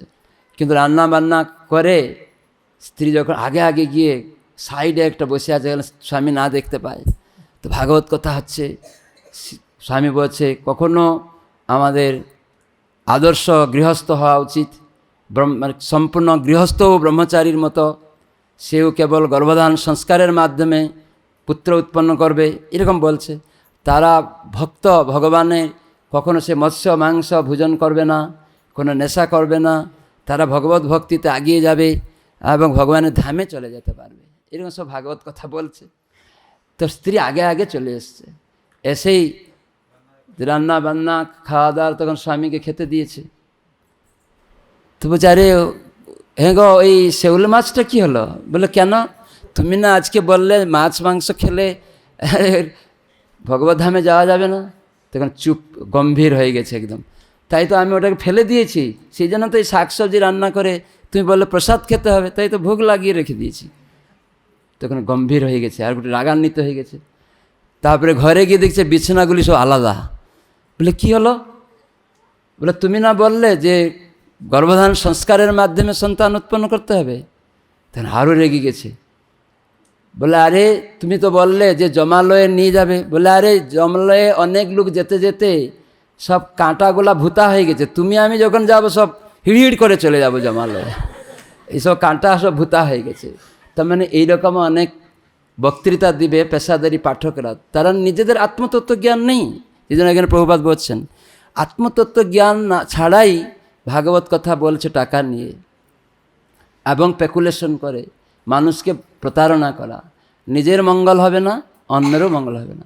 তাই প্রভুপাদ তিনি একজন ব্যক্তি সারা বিশ্বের লোকের মঙ্গল করেছেন, তাই না? সারা বিশ্বের লোক যারা মানুষকে খেত, সেই লোকেরা আজকে একটা পানও খায় না, একটা চাও খায় না। তাহলে প্রভুপাদ কীরকম, মাছ মাংস দূরের কথা। তো প্রভুপাদ এইরকম ভক্ত, সেই জন্য এখানে বলছেন এইরকম ব্যক্তিরা ভববন্ধন কখনো মোচন অভিপ্রায় নেই তাদের, আর নিজেরা অন্যদেরকেও মোচন করতে পারবে না। তাদের উদ্দেশ্য, প্রভুপাদ তাদের উদ্দেশ্য কিছু অর্থ সঞ্চয় করা, কেবল অর্থ সঞ্চয় করা। তার মানে একটু আগে বলছিলাম যে পদ্মপুরাণে বলা আছে ভাগবত কথা বলে হরিনাম কীর্তন করে যে কেউ অর্থ সঞ্চয় করে, তাহলে ওই ভাগবত কথার কোনো শক্তি থাকে না, মানে বলবতী কোনো কিছু কাজ করবে না। এই জন্য বহু লোক আমি দেখছিলাম, মায়াপুরে একজন বড় রামায়ণ পাঠক নাম করা এসছে, বিরাট প্যান্ডেল মায়াপুরে এসেছিল, সবাই যাচ্ছে শুনছে। কিন্তু আমি জিজ্ঞাসা করলাম যে কতজনকে উনি ভক্ত বানিয়েছেন? হাজার হাজার লোক শুনছে, হাজার না লক্ষ লক্ষ লোক। আমরা যখন ওনার যে কথা শুনে নাম, ওনার লক্ষ লক্ষ লোক শুনে। আমি যখন একবার জয়পুরে গিয়েছি, দেখছি দুই দিকে, একদিকে 1 লক্ষ মহিলা, একদিকে 1 লক্ষ পুরুষ, আর মাঝখানে রাস্তা, টিভি দেওয়া আছে চারিদিকে। কি হচ্ছে না, এখানে রামায়ণ কথা আছে। তো আমি জিজ্ঞাসা করলাম যে এখানে তো বহুদিন থেকে এরকম কতজন ভক্ত করানো হয়, কয়জনের লাভ হয়েছে? প্রভুপাদ একজন সারা বিশ্বের এই সমস্ত লোককে ভক্ত বানাতে পেরেছে কেউ? রামায়ণ কথা বলে ভাগবত ভক্ত কেন? ওদের টাকা, কোটি কোটি টাকা দিতে হবে, নিতে হবে, শুধু খালি লোকরঞ্জন হবে, হৃদয় রঞ্জন না, লোকরঞ্জন মনোরঞ্জন করে ভাগবত কথা কীর্তন আজকাল আমরা করছি, লোকরঞ্জন করছি, মনোরঞ্জন করে। যেমন মিউজিক, আমি কালকে বলছিলাম মিউজিক আমরা বাজাচ্ছি, কৃষ্ণ নামকে ঢেকে দিচ্ছি, ড্রাম পিটাচ্ছি, অর্কেস্ট্রার পার্টি করছে। আবার দেখলাম দুর্গাপুরে গিয়ে আমাকে একজন রায়পুর থেকে ফোন করেছে, মহারাজ আমাদের ভক্তরা দুর্গাপুরে অর্কেস্ট্রার পার্টি করেছে, তাদেরকে আমি রথে নিয়ে আসছি। পাম্পলেটে লেখে আমার কাছে পাঠিয়েছে। তা আমি রেগে গেলাম যে অর্কেস্ট্রার পার্টি নিয়ে তুমি রথযাত্রা উৎসব করছো, মূর্খ। এটা কি? গুরু মহারাজ কলি নাটক করেছেন, ওখানে লিখছেন অধর্ম আর কলি মধ্যে আলোচনা হচ্ছে। কলিরা জিজ্ঞাসা করছে রাত্রি 12টার সময় অধর্মকে, অধর্ম তুমি কিভাবে তোমার কার্য সিদ্ধি করেছ, তোমার ক্ষমতা করেছ, আচরণ আমাকে দেখাও। তখন বললো সারা বিশ্ব আমরা ঘুরেছি, আমরা জয়ী হয়েছি। তখন দেখালো, একদম সব নাটক করে দেখালো অধর্ম, যে অধর্মের যে সমস্ত সেনারা ছিল, অবৈধ সঙ্গ, নেশা, ক্রীড়া আর জীব হিংসা, এই চারজন তাদের কার্যকলাপ দেখালো কিভাবে বিশ্বে সবাই জয়ী করেছে। কিন্তু অধর্ম তখন বলছে আমরা সারা বিশ্বে জয় করতে পেরেছি, কিন্তু ভারতবর্ষে ঢুকতে পারছি না। যে কি ব্যাপার, ভারতবর্ষে কেন ঢুকতে পারছো না? অনেক মঠ মন্দির হয়ে গেছে, অনেক কীর্তন পাঠ, ভাগবত কথা, অনেক কিছু। কলি তখন রেগে গেছে, একদম রেগে, মূর্খ, আরে ভাগবত কথা হবে, আমি সব টাকা নিয়ে তাদের সম্মত ভাগবতের শক্তি সব চূর্ণ করে দিয়েছি। গুরু মহারাজ কলি পঞ্চক নাটকে এরকম সুন্দর লিখেছেন ভাগবত শাস্ত্র থেকে। আর মঠ মন্দির হবে, খালি ঘন্টা বাজবে ঢং ঢং, আর মেশিন দিয়ে মৃদঙ্গ বাজবে, ড্রাম পিটাবে, কীর্তন থাকবে না। আর সেখানে কীর্তন করলেও আমি কীর্তনকে মৃদঙ্গ, ড্রাম, মিউজিক বাজিয়ে হরে কৃষ্ণ মন্ত্রকে আমি ঢাকিয়ে দিব। আর আমার ভয় কিসে? ভাগবতে ঢুকানোর তোমার অসুবিধা আছে? আমি এসব করে রেখে দিয়েছি, যাও। কলিকে এরকম, কলি অধর্মকে বলছে, ও তাই না? তো সেটাই গুরুমা বলছেন, যদি আমরা ভগবানের নাম কীর্তনকে যদি মিউজিক বাজিয়ে ঢেকে দেই, তাহলে কলি, ওখানে কলি আছে। আমাদের কথা হচ্ছে গান বাজনা, বাজনা গান না হয়, সেজন্য প্রত্যেক ভক্ত এটা যেন লক্ষ্য করবেন। মিউজিক যন্ত্র কিনবেন না লক্ষ লক্ষ টাকা দিয়ে, কিনে বাজনা হরিনামকে ঢেকে মিউজিক বাজিয়ে এমন কিছু বাজায়, তখন উত্তেজিত হয়ে ওঠে ভক্তরা, সাধারণ লোকেরা। তো এই মিউজিক দিয়ে হৃদয় রঞ্জন না, এটা মনোরঞ্জন হবে, লোক দেখানো হবে, আর ইস্কনের বদনাম হবে। আমার কিছু বিদেশি ভক্ত বলছিল, মহারাজ আমরা ভারতবর্ষে আসছিলাম কিছু শিখতে, কিন্তু এখন ভারতবর্ষে ভক্তদের থেকে আমরা শিখতে আসছি, কিন্তু সে কীরকম গান গায়, আমরা ভাবছিলাম একটু কেমন তাদের থেকে শিখবো। এখন কীরকম হরিনাম করে, এখন কেমন মিউজিক বাজে, তাই আমরা শিখতে পারছি না, তাই আমরা তাদের মধ্যেই চলছি। তো আমরা কী করবো? তো এখন কিছু বছর ধরে এরকম এখন চলছে। সেজন্য আমার অনুরোধ যে প্রত্যেক ভক্ত আমরা শ্রবণ করে প্রভুপাদ কীভাবে সুন্দর করেছেন, প্রভুপাদ কীভাবে সব ভক্তরা দেখবেন যখন হরিকথা হয়েছে শুনেছেন, তাদের কতটা আগ্রহ নিয়ে করেছে, কেন তারা গ্রহণ করেছিল। এই জন্য এখানে বলা হলো গৃহন্ত্বা সচিষ্টিতম, গ্রহণ করলে নকালে না অতি দীর্ঘে ন, বহু সময় লাগবে না ভগবান বিশ্বতে হৃদি। আমরা গ্রহণ করি না, খালি শুনি, তাই গ্রহণ করি না। আমি প্রায় উদাহরণ দিই, লক্ষ্মীরা বেশ্যা হরিদাস ঠাকুরের কাছে গিয়েছে। লক্ষ্মীরা বেশ্যা গিয়েছিল কি? হরিদাস ঠাকুরকে অধপতিত করাতে, রামচন্দ্র খানের প্ররোচনা। আর লক্ষ্মীরা যখন গিয়েছে সেখানে অর্ধরাত্রিতে এক সাধুর কাছে, অর্ধরাত্রিতে যদি একটা সুন্দরী মেয়ে নাচ করে, গান করে এবং অঙ্গভঙ্গি করে, তাহলে যে কোনো ব্যক্তি বিচলিত হয়ে যাবে, হ্যাঁ কি না? কিন্তু হরিদাস ঠাকুর প্রথমেই তিনি বলেন মা, মা বলে সম্বোধন করলেন। এই জন্য প্রভুপাদ বলেছেন আমাদের ভক্তরা প্রত্যেক মহিলাকে নিজের স্ত্রী ছাড়া সবাইকে মাতৃবোধ যেন দর্শন করে, তাহলে তাদের জ্ঞানটা ঠিক থাকবে, তাদের উপলব্ধি করে তারা ভগবত ভক্তিতে আগিয়ে যাবে। মাতৃবোধ পরদারেষু, স্ত্রী ছাড়া। এই জন্য আমরা যেন মাতাজি, নিজের স্ত্রীকে মাতাজি না বলি, হ্যাঁ আমার মাতাজি এটা বলবেন না, সবাই বলবেন আপনার মাতাজি ওখানে রান্না করছে যদি কেউ গেল, বা আমার পত্নী, ধর্মপত্নী, এইভাবে বলবেন। নিজের মাতাজি মানে মা, নিজের মা, আর স্ত্রীকে মাতাজি বলবেন না। আমাদের দেশে একজন এসেছিলেন, স্ত্রীকে মা বলেছে, যাই হোক সেটা শাস্ত্র নেই স্ত্রীকে মা বলা। সেজন্য আমাদের প্রভুপাদ এগুলি শিখিয়ে দিয়ে গেছে। এইরকম লক্ষ্মীরাকে হরিদাস ঠাকুর প্রথমেই দর্শনেই তাকে মা বলে সম্বোধন করেছেন, যে মাতা আমার প্রতি নাম ব্রত রয়েছে, তো এই ব্রত শেষ না হওয়া পর্যন্ত আমি কোনো কিছু গ্রহণ করি না। তো আপনি এখানে বসে তুলসীকে দর্শন করুন, আর আমার সঙ্গে হরে কৃষ্ণ কৃষ্ণ কৃষ্ণ হরে হরে, হরে রাম রাম রাম হরে হরে এই কীর্তন করুন। যেদিন আমার কোটি নাম ব্রত সমাপ্ত হয়ে যাবে, আমি আপনাকে অবশ্যই সঙ্গ দান করবো, কোনো চিন্তা নেই। তার মানে সঙ্গ শব্দের অনুগমন। সঙ্গ শব্দের অর্থ কি? অনুগমন করা। সাধু সঙ্গ মানে সাধুর অনুগমন করা, শাস্ত্রের সঙ্গ মানে শাস্ত্রের অনুগমন করা। শাস্ত্রতে সমস্ত সাধুদের কথা আলোচনা হয়েছে, আচার্যের আলোচনা করেছেন, সেটা অনুগমন করা। তখন লক্ষ্যেরা বেশ্যা প্রথম দিনেই গৃণন্ত্বা সচেষ্টিত, নিজে চেষ্টা করলো হরে কৃষ্ণ কৃষ্ণ কৃষ্ণ হরে হরে, হরে রাম রাম রাম। তুলসীকে দেখে আর হরি নাম করে। তুলসী কৃষ্ণ প্রিয়া, দর্শন করছে হলো না। দ্বিতীয় দিনে আবার এসে একই কথা।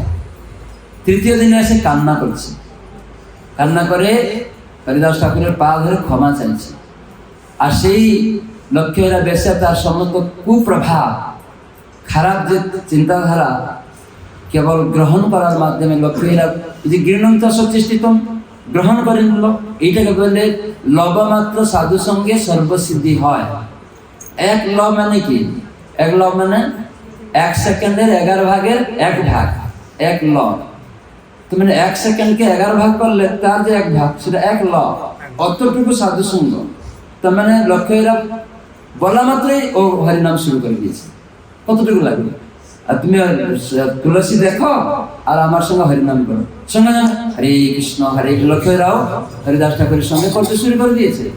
এই যে গ্রহণ করে নিল নিজের চেষ্টা করে, তাই তার সিদ্ধি লাভ হয়েছিল, মহন্তে পরিণত হয়েছিল।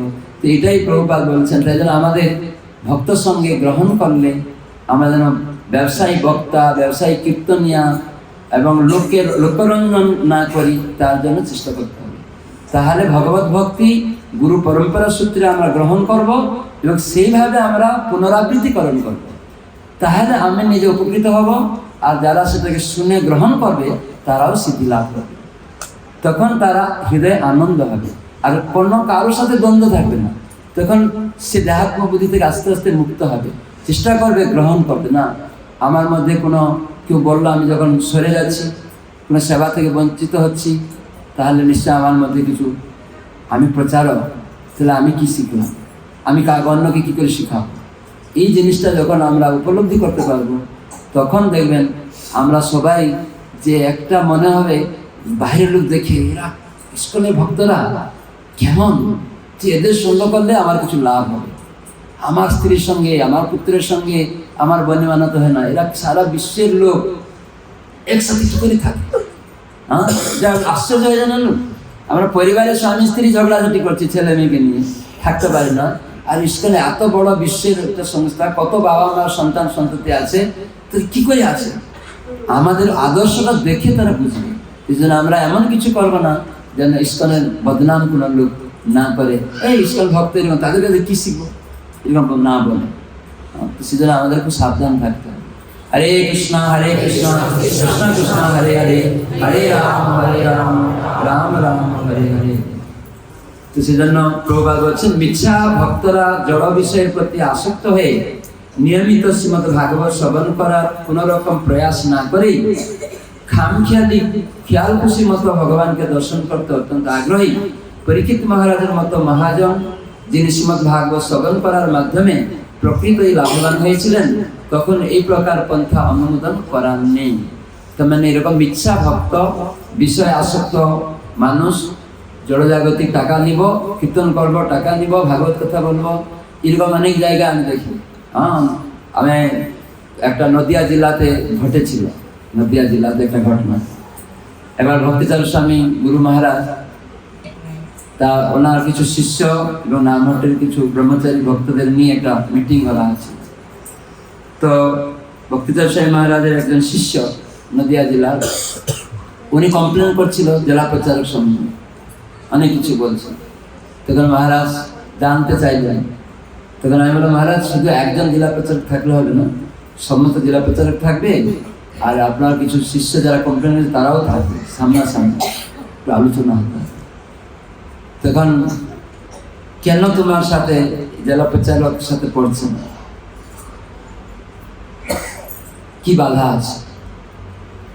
তো জেলা পরিচালককে জিজ্ঞাসা করেছে, তখন বলছে উনি আমার সাথে আগে পড়ছিল, আমার আন্ডারেই ছিলেন, কিন্তু উনি যখন থেকে কি করতেন, অনেক লোক তারা কোনো প্রোগ্রাম করবে আমাকে তাদেরকে বলতো, তারা কি করতো না, তারা সেই প্রোগ্রামের কন্ট্যাক্ট করতো যে আপনাদের রান্না বাসন, আমরা সব ভক্ত আসবো, হরিকথা কীর্তন, এত টাকা কন্ট্যাক্ট করতো। তো সেখানে তারা রান্না বান্না করে কন্ট্যাক্ট করতো। আর এইটা বললেন, যারা বোঝা বলে এইটা আমার পছন্দ না। কেন? বহু লোক নিন্দা করতো যে কিছু জিনিস কিনে নিয়ে আসলো বা যা কিছু হলো, তখন তো ওরা কিনে নিয়ে এসছে আমার টাকা দিয়ে, তো তখন পরে বেশি হয়েছে অনেক জিনিস, সেটা ওরা আবার নিয়ে চলে যায়, সবজি তারপর মশলাপাতি সব নিয়ে যায়। আবার কোথাও অত টাকা নিয়ে গেল কিন্তু ততটা খরচ করে না, এইরকম বদনাম করে মহারাজ। যার ফলে আমি বলেছি যে এরকম না করে, তারা চাল ডাল সবজি সব কিনবে, আমরা রান্না করার জন্য ভক্ত দিব। তো এরকম ভক্ত দিব যে ব্যবসায়ী ভক্ত না, যে রান্না করবে আমাকে এত টাকা দিলে রান্না করবে, সেবনমুখী ভাবে রান্নি হতে হবে।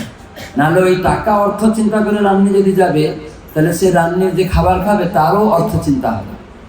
কেন?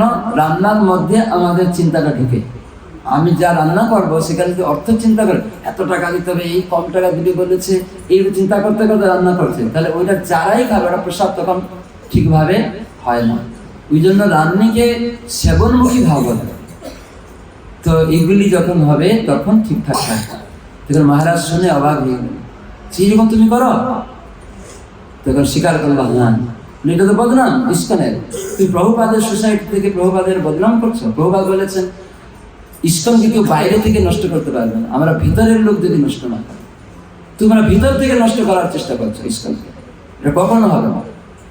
এরকম ভাবে আমরা সারা দুনিয়াতে শিখাচ্ছি যে এরকম ভক্তরা যেন না করে। প্রত্যেকটা জিনিসে এটাতে কি হবে, একটা বিষয়ে আসক্তি, আপনার আসক্তি থাকবে, কিন্তু কত পরিমাণে আমাদের কি মনোবৃত্তি জড়জাগতি বিষয়ে যদি আসক্তি থেকে গেল, ওটা কৃষ্ণের জন্য আমরা কিছু করব, কিভাবে করব সেই পন্থাগুলিও জানতাম না। জানে যদি আমরা নিজের ভগবত ভক্তির নাম করে কিছু ছল চাতুরি করে এরকম যদি টাকা ইনকাম করি, ওই টাকাটা ভগবত সেবায় লাগে না। আর ওখানে ভক্তিতে আপনার জন্য আগাবে না প্রচার, আরো বাধা হবে, ইস্কন বদনাম হবে, প্রভুপাদের বদনাম হবে। সেটা আমরা আদর্শ এমন করব যে লোকেরা প্রশংসিত হয়ে আমাদেরকে বলে, হ্যাঁ তোমরা এত সুন্দর প্রচার করেছ। তা আমি বললি আমরা একবার রান্না করছিলাম ব্রহ্মচারীদের দিয়ে, তখন বলছিলাম কত দিতে হবে, আমাদের না কোনো কিছু দিতে হবে না, এটা সেবা আমাদের। তখন যখন আমরা চলে আসছি, না আপনারা মৃদঙ্গ কিনবেন, আপনারা এটা নেবেন, গাড়িতে তেল ভরাবেন, আপনারা এসব করবেন, সে আপনি মন্দিরের জন্য দিতে পারেন, আমাদের ব্যক্তিগত কিছু দিতে হবে না, মন্দিরের জন্য আপনি। গৃহস্থ নিজে লেবারি করবে, নিজে অন্য কোনো চাকরি করবে, ব্যবসা করবে, কিন্তু ভগবত ভক্তি বিক্রি করে, সে যেন কোনো ভাগবত কথা বলে, কীর্তনের বা এরকম কোনো কিছু করে যেন ব্যবসায়ী না, তাতে তার অন্যায় নেই, অপরাধ হবে। সে হ্যাঁ করতে পারে, আমাদের তো সোসাইটির নিয়ম আছে, গ্রন্থ নিয়ে বিতরণ করতে পারে, মন্দির থেকে তাকে কিছু ডিসকাউন্ট দেবে, সেখানে কিছু সে আসতে পারে, বা অন্য কোনো সে ধূপকাঠি নিয়ে যেতে পারে, কিন্তু সেজন্য এই হরিকথা বলে, কীর্তন গেয়ে এবং রান্নার কন্ট্যাক্ট নিয়ে লোকেদের জন্য সেটাও বদনাম না। তারা সব করবে, আমরা সেবা করবো, পরে দেখবেন কেউ দিবে কেউ দিবে না, কখন কেউ দিবে কেউ দিবে না। আজকে আমি বলছিলাম আমরা কয়েকটা জায়গায় গেলাম, অনেক দূরে দূরে ট্রাভেলিং করলাম, 2টা গাড়ি নিয়ে, তারা প্রণামী দেয়নি। আমি সন্ন্যাসী মায়াপুর থেকে এসেছি, তো আমাদের একটা ভক্ত বলছে মহারাজ প্রণামী দিয়েছিল। আমি, তুমি প্রণামী চিন্তা করতে এসছো কেন প্রচারে? প্রণামী চিন্তা করে প্রচার করবে না, প্রচার করবে ভগবান তোমার প্রচার সব দিবে।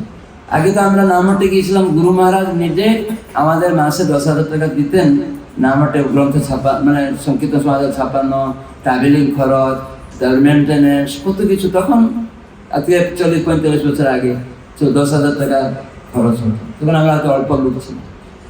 কিন্তু এখন আমরা তো লোকেরাই দিচ্ছে। তখন গেস্ট আসলে আমরা প্রসাদের খরচও দিত না মন্দিরে, গৃহস্থ। তখন গুরু মহারাজই গুরু হয়ে শিষ্যদের প্রসাদের খরচও দিতেন।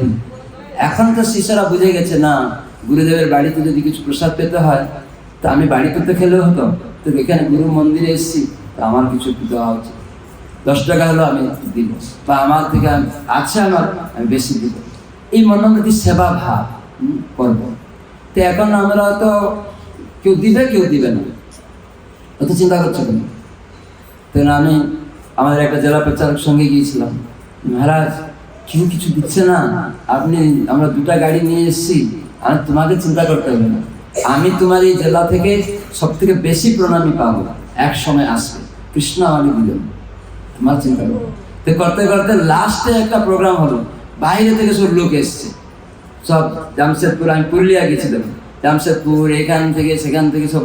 তখন আমাদের প্রচারক বলছে, মহারাজ মায়াপুর থেকে এসছেন, তখন কেউ 1000, 2000, 5000 এরকম প্রণামী দিতে দিতে আমি তখন বললাম, তোমরা গণ্যই না, তোমার 15 দিনের প্রণামী, 15 দিন তোমার থাকলাম, আমি পেয়েছিলাম 100 টাকা, 200 টাকা, 50 টাকা পেয়েছিলাম।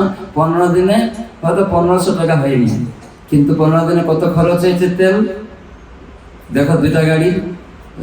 তা এখন দেখো আমি কত 70,000 টাকা প্রণামী পেয়েছি। এখন অবাক হয়ে গেল। তারপরে ওই প্রচারক আর কোনোদিন কাউকে কিছু বলতো না, প্রচার করতো। তারপরে ওই প্রচারক গাড়ি হয়ে গেল। ওই প্রচারক তারপরে বলছে, মহারাজ এখন ভক্তরা আসে, হ্যাঁ কোনো অসুবিধা নেই, চিন্তা করবে না, তোমাকে চাইতে হবে না, ভগবানের সেবা করবে, আগিয়ে যেতে হবে। আমরা যখন প্যান্ডেল প্রোগ্রাম করতাম, তো প্রভুপাদ বলেছেন, কোনো কিছু কাজ করতে তুমি খালি ইচ্ছা করো, 50% ভগবান পূরণ করবে। এইখানে আসানসোলে কি আছে, কিছু ছিল, দয়াচন্দ্র প্রভু খালি ইচ্ছা করে, এটা করো, সেই করো, কিছু অটোমেটিক। আজকে বলছিল একটা লোক একটা ছাদই বললো, আমি এই ছাদটা করে দিচ্ছি, বা আমি চেষ্টা করছি পুরোটা কিছু করার জন্য। কেন? জগন্নাথ দেখে নিয়ে আসেন, কিন্তু আমরা সেবা করার ইচ্ছা করব, আর আমাদের কি করণীয় অকরণ ভগবান দেখবেন। সেরকম গৃহস্থ তার প্রচার করবে, কিছু সময় দিবে, দীক্ষার সময় বলে আসছে আমি প্রচার করব, যে আমি কত লোকে ভক্ত বানাবো, কোথায় প্রোগ্রাম করবো, কন্ট্রাক্ট নিব, ভাগবত কথা বলবো, কন্ট্রাক্ট নিব, এই মনোবৃত্তি ছাড়তে হবে। এটা না ছাড়লে একদিন আস্তে আস্তে ইস্কন নষ্ট হয়ে যাবে, এবং সেই ভক্তদের মধ্যে ইন্দ্রিয় সুখের প্রতি আসক্তি বাড়বে, টাকার প্রতি আসক্তি বাড়বে। তারা একদিন প্রচারটা ওই অন্য আপনাকে শিখবে, আপনি করলেন, আরেকজন শিখবে, ও উনি করলো, তখন আপনার 2 জনের মধ্যে ঝগড়া লাগে। ওই এলাকাতে তাদের নিজের মধ্যেই ঝগড়া লাগে। ও ওখানে 10,000 টাকা চেয়েছিল, আমাকে বললো না, আপনি 10,000 কেন, আমি 8,000 টাকা করে দেবো। তো 2 জনের মধ্যে কন্ট্যাক্ট হয়ে যাবে। তখন কেন তুমি গেলে, ওই তুমি কেন গেলে, এরকম করে মারামারি। তখন বাইরের লোক দেখবে এই সাধু সাধু কিবা ঝগড়া করছে, হ্যাঁ কি না, হবে কি না? কম্পিটিশন করবেন না। ভগবত ভক্তি প্রচারটা এরকম, কেউ করছে তাকে এটা দেখে শিখবেন না, শিখবেন যে না, এটা আমি করবো না। এইভাবে যদি চলবেন তাহলে দেখবেন আনন্দ পাবেন। হরে কৃষ্ণ কৃষ্ণ কৃষ্ণ হরে হরে, হরে রাম রাম রাম হরে। তাহলে আমরা এখানে কি শিখলাম? যে শাস্ত্র কথা, গুরু বৈষ্ণবের কথা নিজের চেষ্টা করে গ্রহণ করার মাধ্যমে আমরা সিদ্ধি লাভ করতে পারি, এবং আমরা সম্পূর্ণভাবে ভগবত ভক্তিতে মুক্ত হতে পারি নিষ্কপট ভাবে। তো সেজন্য নিষ্কপট মানে এটাই, এই শিক্ষাগুলি যদি আমরা লাভ করি, গ্রহণ করি, তাহলে জীবনে সিদ্ধি লাভ হবে। হরে কৃষ্ণ কৃষ্ণ কৃষ্ণ হরে হরে, হরে রাম রাম রাম। বাঞ্ছাকল্পতরুভ্যশ্চ কৃপা সিন্ধুভ্যৈব চ পতিতানাং পাবনেভ্যো বৈষ্ণবেভ্যো নমো নমঃ। জয় গৌর প্রেমানন্দে।